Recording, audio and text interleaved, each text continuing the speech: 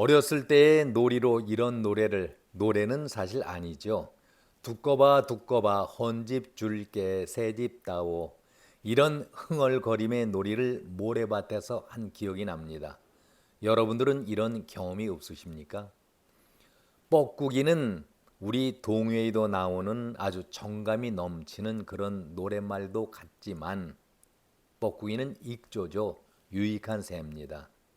그러나 뻐꾸기는 배은 망덕의 새로도 불립니다. 남의 집에 둥지를 틀고 잘 자라다가 나중에는 주인을 내쫓고 자기가 주인 노릇 행세를 하기 때문에 배은 망덕의 새라고도 부릅니다. 여자를 쿠쿠잉이라고 부를 때가 있죠. 이때는 바람 피운 여자, 도덕적으로 불륜을 행한 여자를 이렇게 뻐꾸기에 비유할 때도 있습니다. 깜나라 조진국 시간입니다. 우리는 대법관 하면은 먼저 떠오르는 것이 존귀한 분, 평생 법복을 입고 지내면서 정의를 지키고 사회를 바르게 이끌어온 분, 깨끗한 분, 이런 생각이 떠오릅니다. 그리고 머릿속에는 항상 청렴이라는 말, 사회 정의를 떠올립니다. 그런데 이런 생각과 기대가 지난 6년여 동안 무참히 깨지면서 그래도 뭔가 기대감 속에 사법부를 바라보면서 사법부만큼은 다를 것이다, 달라야 한다, 이렇게 기대한 것도 사실이었습니다. 그런데 김명수 대법원장 취임 때부터 이러한 사법부에 대한 존경심과 신뢰가 무너지기 시작을 했습니다. 다들 아시죠? 임성근 판사의 탄핵 사건 등, 뒤이어서 권순일이라는 대법관이 기상천외의 명판결 명언을 하면서 아쉬움과 실망이 이제는 분노로 바뀌기 시작을 했습니다.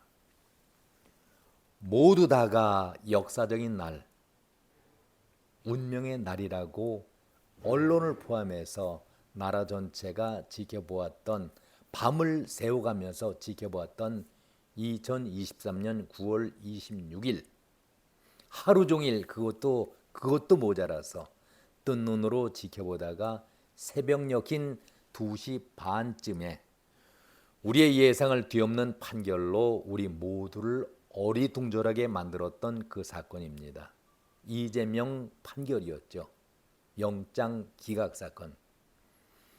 추석 연휴도 길었기 때문에 언론도 잠잠하고 조용했습니다. 더 이상 관련된 후속 보도가 없었기에 그냥 대충 넘어가는 것 아닌가라고 묻는 사람들이 계시지만, 글쎄요, 그렇게 생각하는 사람들도 많이 계시겠지만, 왜 그러냐면은 지금까지 그런 사건들이 많이 묻혀가고 기억에서 사라졌기 때문에 혹시나 그런 생각을 하신 분들이 계실 것 같다는 생각은 듭니다. 그러나 과연 이번 사건이 그럴까요? 김명수의 뿌리가 이렇게 깊고 길게 내렸었나 하는 생각도 해봅니다.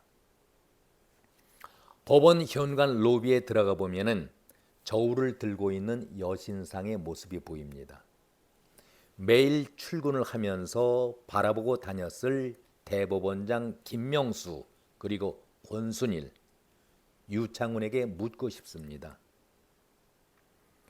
저 저울을 바라보는, 여신상을 바라보는 여러분들의 눈에는 어떻게 비쳤는지, 어떤 마음이었을까 하는 생각을 가져봅니다. 법원이란 곳이 어떤 곳입니까?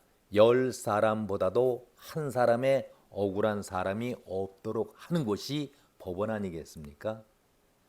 그 죄를 밝혀주는 것, 죄가 없음을 밝혀주는 곳이 법원인데, 그래서 현관에 저울을 둔 여신상을 만들어 놓았는데, 우리는 김명수를 시작으로 해서 권순일, 마지막 김명수의 임기는 9월 마지막 토요일로 끝났습니다마는 유창훈을 만나고 직접 바라보면서 그 실망이라는 것이 도를 넘어설 정도였습니다. 말 그대로 역사적인 날이고 운명적인 날을 만들었던 장본인이 유창훈이었습니다. 야구로 말한다면 끝내기 안타, 그리고 권투로 말하면 피니시 블로, 끝내기 주먹이었다는 그런 얘기가 되겠죠. 물론 본인이야 극구로 아니다라고 변명을 하겠지만, 진실이 담긴 판결이라고 자신 있게 말을 하겠지만은, 우리들 민초들 서민들도 아무 법상식이 없는 우리들 자체도 양심은 옳고 그름을 분명히 가릴 줄 압니다. 그런데 도대체 이 사건에 대해서는 이해가 가지 않습니다. 도무지 판결에 대해서 믿을 수가 없습니다. 대부분의 사람들은 판결이 나면은 받아들인다. 판결을 존중한다. 비록 억울하다 해도 대부분 긍정적으로 말을 하는데, 왜 우리의 마음은 이렇게 찜찜할까요? 우리의 마음이 개운치가 않습니다. 왜 도대체 이런 마음을 가져야만 합니까? 아니, 유창훈 본인의 말을 한번 우리가 곱씹어 보지요. 본인의 입으로도 증거인멸 가능성이 있다라고 인정을 하면서도 당 대표이기 때문에 감시 비판을 받아서 구속까지는 필요가 없다라는 논리와 주장을 내세우는데, 도대체 어디에 기초한 주장입니까? 상식적으로 구속했을 때와 밖에서 자유로운 몸이라면 어느 쪽이 증거인멸의 가능성이 크다고 보십니까?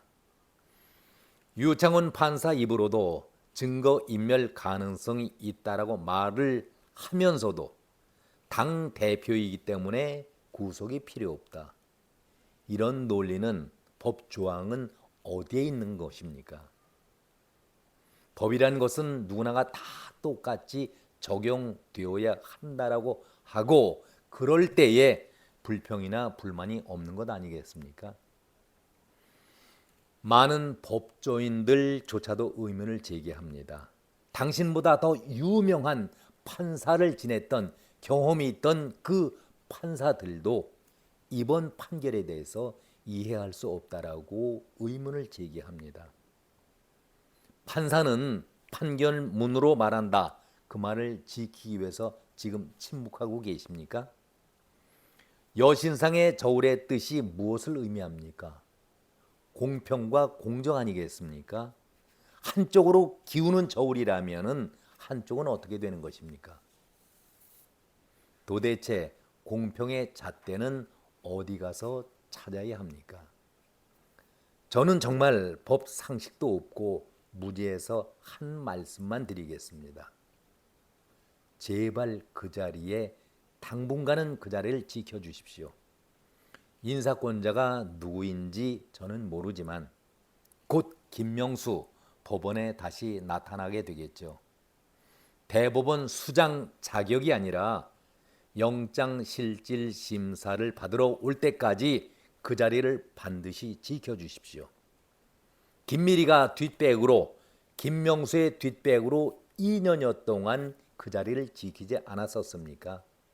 반드시 유창훈도 그 자리, 영장실질심사 자리를 지켜주시기 바랍니다.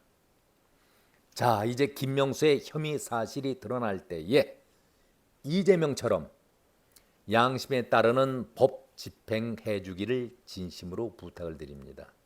물론 뒤에는 권순일도 마찬가지겠지만은, 당신이 영장실질심사를 맡는 것이 도리이고 순수가 아니겠습니까? 그리고 변호의 조력은 당연히 권순일이 변호사 역할을 하면 되지 않겠습니까?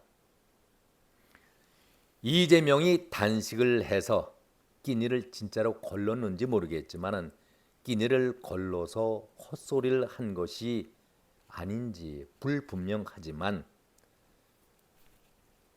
이재명은 이렇게 내세웠습니다. 정말 이게 나라입니까?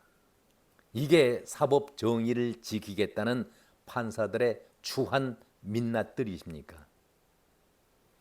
우리 어렸을 때에 이런 말을 어머니로부터 듣습니다. 어머니는 늘 이렇게 말씀을 하셨습니다. 그래, 네가 얻어맞았으니 너는 발 뻗고 잘 잘 거야. 아마 때린 녀석은 발 제대로 뻗지도 못하고 잠도 제대로 못 잘걸. 유창훈 판사, 요즘 유창훈 판사는 발 뻗고 잘 주무시고 계십니까? 끝으로 한 가지, 제가 형사법을 읽어보았느냐라고 선배들이 묻는 그 말씀을 전해드렸습니다마는 정말 안타깝기 그지없습니다. 끝으로 제가 한 말씀을 드리겠습니다. 이재명은 뒤집기 한 판에 능한 사람입니다. 뒤집기 한 판을 아주 즐기는 사람입니다. 뒤집기의 고수이고 뒤집기의 명수이고 뒤집기의 달인입니다. 이재명의 뒤집기를 따를 사람이 없습니다. 말 바꾸기서부터 모든 것을 자기가 필요할 때마다 적절하게 때 맞춰서 바꿉니다. 혹시 그동안 수고를 많이 해주셨는데 이 탄이 이수진처럼 배지를 혹시 생각하고 있다라면은 끝까지 몸 조심하면서 이재명의 모습을 지켜보시기 바랍니다. 오늘은 여기까지입니다. 고맙습니다.